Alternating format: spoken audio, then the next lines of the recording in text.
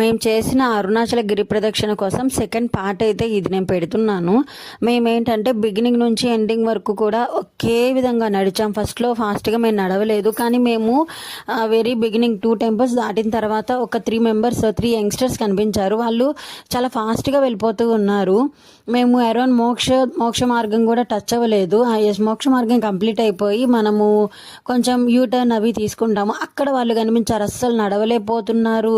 అమ్మో నా పని అయిపోయిందని చెప్పి మాట్లాడుకుంటున్నారు. మేమేమో అలా ఫీల్ అవ్వట్లే, మేము నార్మల్గా వెళ్ళిపోతూ ఉన్నాము. మాకైతే అదే కొంచెం బెనిఫిట్ అయింది అనిపించింది, అంత పెయిన్స్ అనిపించలేదు. 2 మినిట్స్